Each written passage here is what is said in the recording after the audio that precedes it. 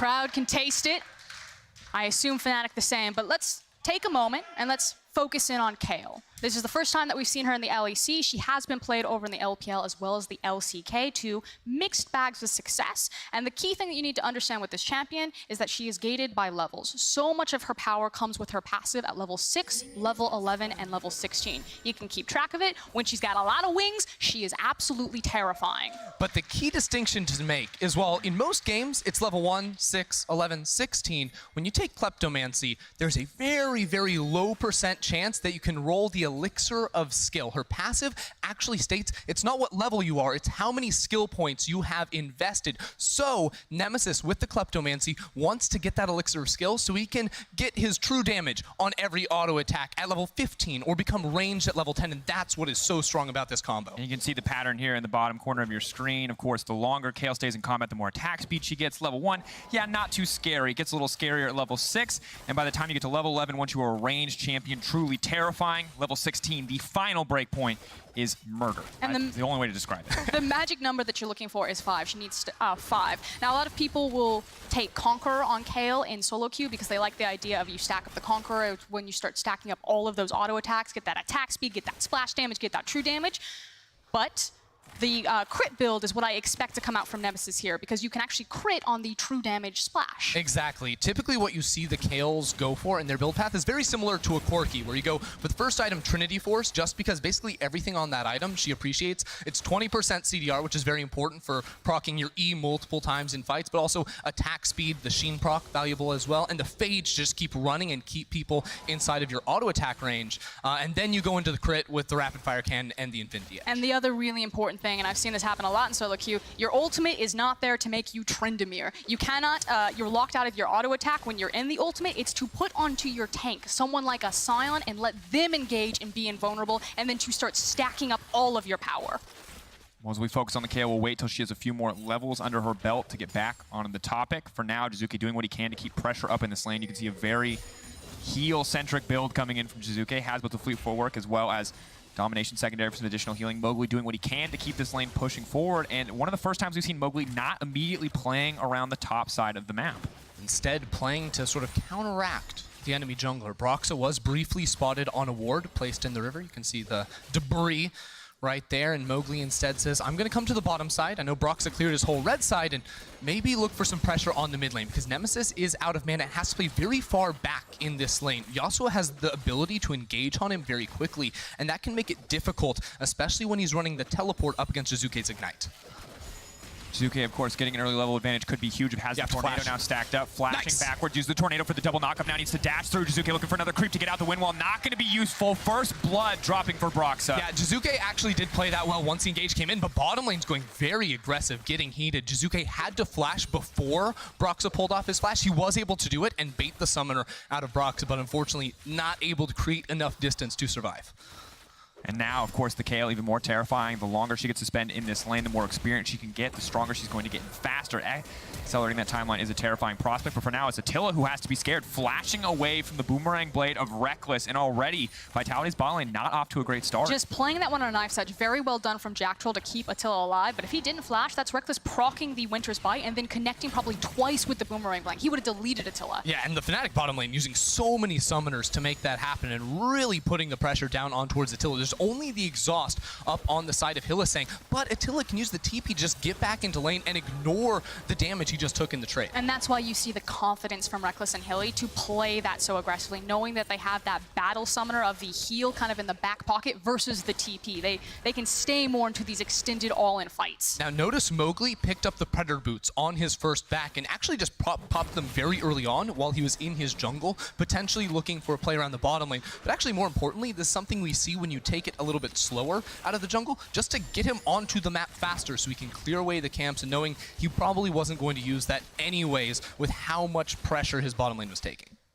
And now checking in after what was a lot of early game action, seeing about a 500, 600 gold lead for Fnatic here in the early game, taking control across multiple lanes. Now Cabo, someone we talk about almost every time, but this time around going up against a take, it's not quite as interactive as it once was. Jayce will continue to stack up Klepto, will continue to build a gold lead, but it's not going to amount to a whole lot of tower pressure with Sion clearing the wave, and of course, Summoner Spellbook available if he wants to go for a more aggressive play.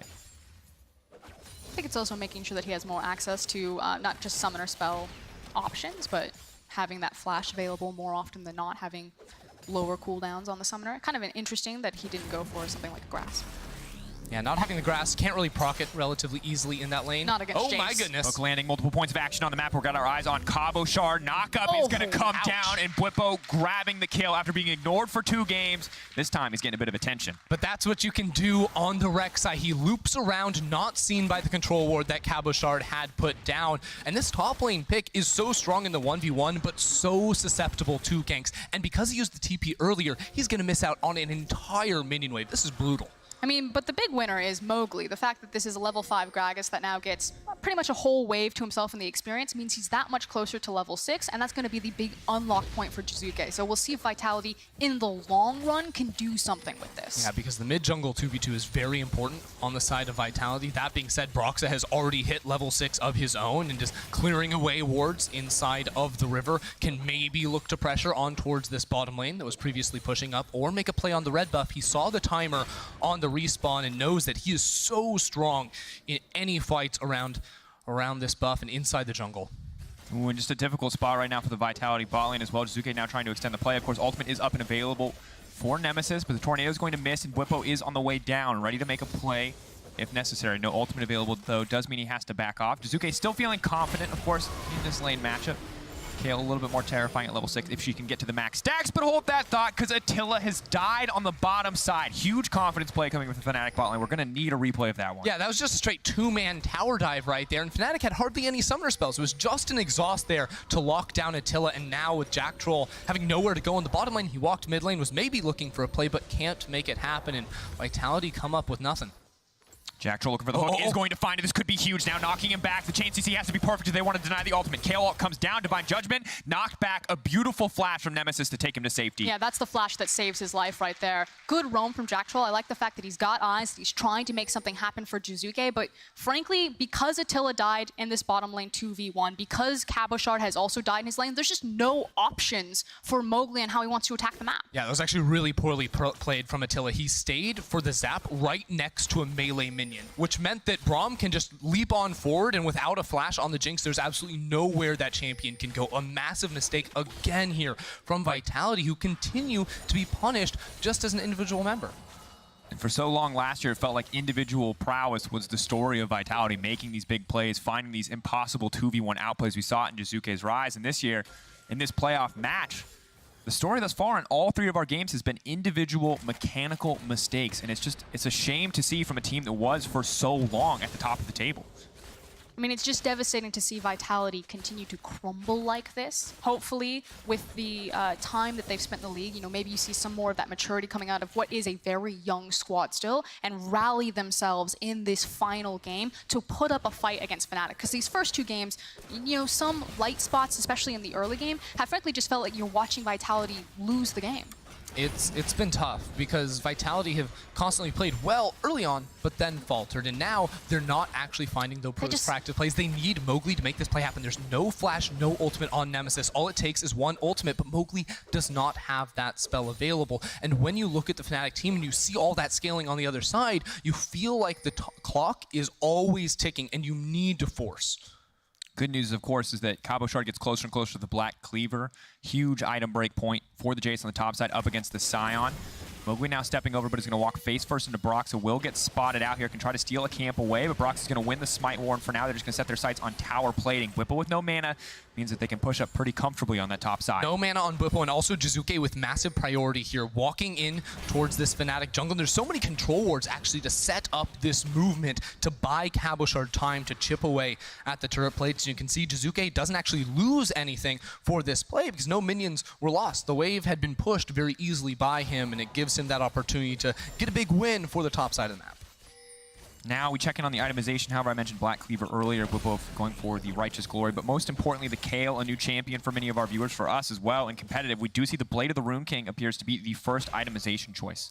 That's something we see just for a little bit more survivability in the laning phase. I hold my breath because Nemesis is in trouble. Knocked back immediately, and the Yasuo going to come out, but now Jiizuke is in the midst of the entire team. Nemesis pulling back. They might look for the re-engage to find more. Already the knock-up going down, and the Bwipo, he's trying to lock his target down, wants to bite. He's going to get the ultimate coming out. Jiizuke can't flash that one. No option to do it. Broxah getting another Fnatic with the turnaround here in the mid lane. And it's all Broxah. He does so much damage. They're just diving. What? Oh, no. This is an absolute slaughter. Ultimate going to be used from Attila there, but still the stopwatch is clutch as Hylissang will manage to survive. And it's Rekkles and Hilly having the confidence to make a play like that. It's Broxah, round 2.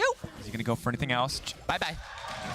3-0-2 on Rek'Sai. We wanted to see if Vitality could show us signs of life. A new draft, a new side selection. We thought maybe this was going to be it, but Fnatic just gets stronger and stronger over the course of this series. Every single lane is starting to win on its own outside of top lane, and that is disastrous for Vitality. But it's also showing that Fnatic aren't just here to sit back and to scale. You know, they don't just want to play this one out slowly and say, we'll see you at 20 minutes. It's the fact that if you give them an opportunity, they will attack you in the lane phase. This is Hilly and Rekkles going to the wall right now, diving Attila and Jactroll multiple times. Anytime they get information about where Mowgli is, they are punishing the fact that their jungler isn't there to save Vitality. Now look at this. Nemesis actually had time for his ultimate to come back up, so he's able to sort of kite back now, and Broxah does so much damage. The Conqueror is fully stacked. He gets a true damage bite on Jiizuke. Remember, you can't flash that guy, so don't even try. And then Mowgli, without any spells, just loses the fight. That is where Conqueror becomes so strong in the extended trades. But bottom lane, I don't even know what to say.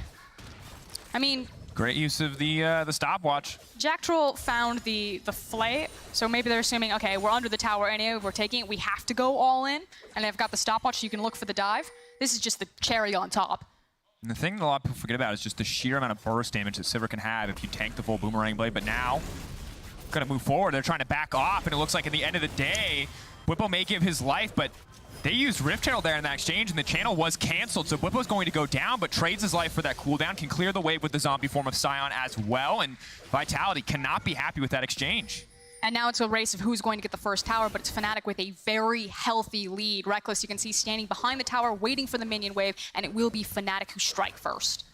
Fnatic getting everything on the map, up 4.6 thousand gold. Let's just go ahead and make that 5K here as they take the turret. Vitality trying to respond on the top side, but notice they take it so quickly that they're still applying pressure. They dominate this bottom quadrant of the jungle. Bwipo, again, is able to absorb pressure, TP's back top, and now they're just gonna look to dive mid. Oh, Jiizuke tried to go in, saw Nemesis stepping under tower, but the entire team is now on the way. He's getting the reset on the passive, but it is simply not enough. Broxah now on a rampage. Fans wondered in game 2, why give him the card this again? And it's because if you give him an early game jungler, he is going to make an impact. Fnatic played the slow and steady game 2 times in a row. Vitality couldn't deal with it. They had to change things up, but that meant giving Broxah the Rek'Sai. Once again, here we go. It's a dive top. Bwipo so incredibly tanky. Broxah now just going to step forward, walking this kill down, knocked back, but Bwipo going to be able to back away in the end. The ulti comes out. Broxah grabs another one. Mowgli is going to be able to grab the shutdown. Hylissang now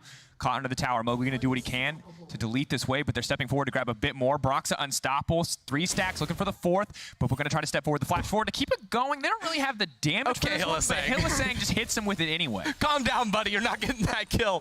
Vitality actually trying to respond. Notice Jactroll on the flank, but his Moby boots were canceled by the Wolf Camp that I think Attila aggroed. They're trying to make the play, but the cast coming out to disengage in the end, though. It's the wall. Braum is such a good counter in towards the gragas. You throw up the shield, and then Jactroll gets bait for the dive. The hook now landing him back, but he's going to give his own life for this exchange. The rocket comes in. Maybe they're going to be able to grab 2 in the end. That's something given back with the TP now coming in. Cabochard here as well. Nemesis level 11. The Kayle is ranged. Jiizuke ready to turn this fight. Bwipo will die in the zombie form in the end, and Cabo may look to extend the play here. Nemesis, Divine Judgment available. He's going to use the ultimate in just a second, trying to get a bit more damage down. Knocked away to stop that from coming through.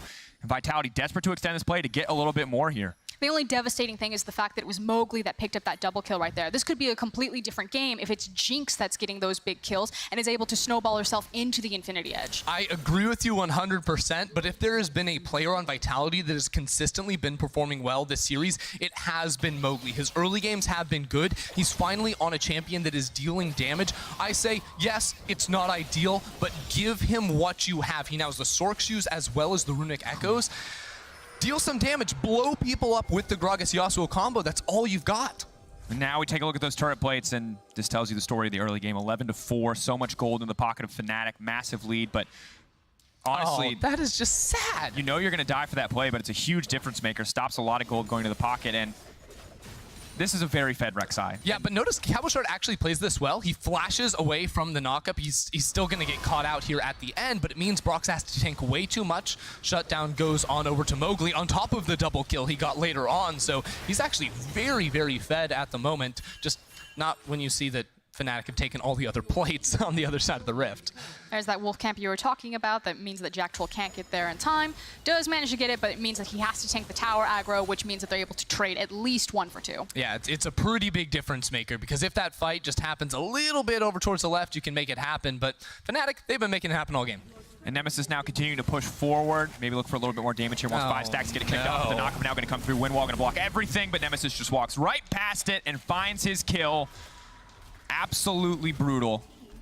And, you know, every game it seems like Vitality, maybe they've got an avenue back in, but every game Fnatic are more and more dominant. 16 minutes into the game, an 8K gold lead backing them up now. And, you know, there was a conversation at the top of the day. Who is the strongest team heading into playoffs? You have this monster, you know, G2 and Origin that are sitting in that upper bracket right now, but Fnatic are entering on a massive win streak. They were practically undefeated in the second half of the LEC, only dropping a single game to SK, and now they have this type of form against Vitality. This doesn't look hard for them. This isn't even breaking a sweat. Yeah, it just looks so easy. And the one game they dropped was the first game of the second half. They have since won their last 10 games in a row, including the 2 today, are on pace to win the 11th.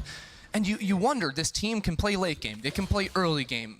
Broxah has looked like an absolute unstoppable force out of the jungle. What can't this team do? How high can they go?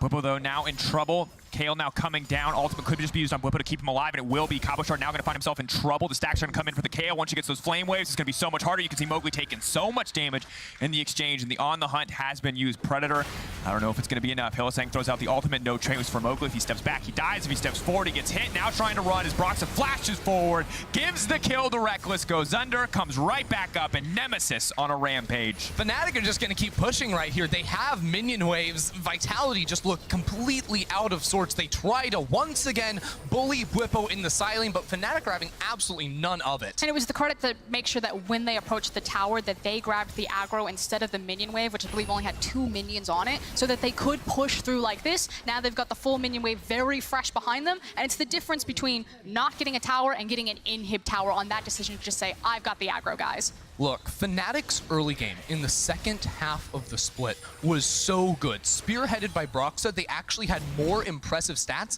in the early game. In the second half, Hylissang gets on out of there. Jactroll's really trying to catch him. Yeah, desperately running forward, but there's not a lot of damage here. Nemesis is going to cut through him, but the ultimate now coming in. We'll be able to finish it off with the help of Jinx, but it's a 1-for-1 trade. Cabo steps forward, it's a very strong Kayle. It does get taken down. Nemesis on the edge of death. He's going to manage to live. He's been able Attila flashes forward. Once the reset takes a lot of damage, though. Out comes the ultimate. Bye to Attila. They still manage to find the turn. That's just not even fair, guys. Broxah's 7-1-7. Nemesis is 6-1-6. He flashes away from the barrel. These guys are out of control. And what I was going to say is that Fnatic are doing this series, not breaking a sweat and not really showing anything, but now showing the power of the Kayle. We're going to see if this pick, if they decide to end it now, if they continue to rampage through playoffs, because this is 4 best-of-5s for Fnatic before they can go to the finals and possibly go to MSI. They've shown that, hey, Kayle probably need to watch out for it. By the way, this Kayle, at 19 minutes, has 3 completed items, including a Ginsu's, which is not cheap. And you can see in this play, once again, it's like Hylissang walking in because they know just how strong Nemesis is, and Jactroll says, okay, with the rocket, we can get the kill. But just keep your eyes on Nemesis. What can this man do? He immediately explodes him right there, takes the damage, but not even, and then gets knocked back and flash the barrel. Boom. Made it look easy. Has to make Attila use his flash. That means Broxah can land 1 Q, 1 R, and then he's dead. Yeah, and the shutdown, of course, good for the Jinx to have. But once again, this does just feel like the eulogy for Vitality's playoff run, as it is still a 10K gold lead. We're not even 20 minutes into the game, and a constant reminder why Fnatic have to be respected, because let's be honest, start of the split, once again, things looked rough for this team, but historically, you can never count them out, and you can see why. 7 titles, Worlds finalists last year, MSI semifinalists. You can see exactly what this team has done in their history. And you can't script an anime better than this. The one thing we're missing now is like the Vitality comeback to make it at least a close game. Make them work for it. Jiizuke now going to try to find something, but Attila, they're going to interrupt the knock up there. That's going to be huge, but Attila's still going to get ulted out by Broxah. Broxah's going to look for the true damage. It's going to be a huge bite here. Doesn't even need it. Just uses the Queen's Fury. Jiizuke now on the retreat does get the knockup. Nemesis just cutting through the team. Fnatic playing the team fights front to back, and it's too easy because Broxah can 1v1 anyone on the map right now. He's hunting for Mowgli. 2-level advantage. He chooses to back off in the end, respecting the AP of the gragas, but going to wait. Just lurking under the ground, trying to find his prey. Pack it up, boys. Right now, Nemesis and Broxah are both simultaneously trying to 1v5. It's 20 minutes in. The Baron is gone. Oh, Hilly! Jactroll's in trouble. Nosy standing right next to the blast cone. No. Another sacrifice, a TP used onto the top side. Mowgli died too. The victory lap for Fnatic has been the story of Game 3. Domination from the start of the game. Broxah has been absolutely everywhere, and every single member of this team has an incredible scoreline. I think the biggest problem Fnatic are facing right now is who actually gets MVP. That's it. And you don't want to count a team out in a best of 5, but when you can do that, really? It just feels over. And oh my, look, he's literally on the Nexus 1v3. He does not care. the hook comes in. He's just going to keep it going. Does he get the chance to use the ultimate as well? He does. That's the double kill. Wants a few more. They're walking right into the fountain. They just keep feeding him. That's the quadra. Is he going to get the penta? I cannot believe it. Penta kill for Nemesis. The series is over. And a reminder to all of Europe, Fnatic did not come into this split to compete. They came to dominate. Well, Drakos, I think Nemesis answered my question. MVP goes to him. Remember the name. It's no longer Fnatic Caps. Nemesis got thrown a lot of shade from the community early on. And yes, he gets the pentakill, so it looks really nice, but he was clean this entire series through. He has completely been one of the fundamental pieces that turned this around for Fnatic. His synergy with Broxah, his zone control for Rekkles. This guy is a monster for playoffs. I am just blown away at how clean this team looks. They completely turned things around. Every single player for Fnatic is just stepping up to the challenge. They make Vitality look like easy competition. They go 3-0 against them in very quick form, and now are looking to run all the way to Rotterdam. Hilly flashed over the wall to hit the blast cone to knock Jactroll into his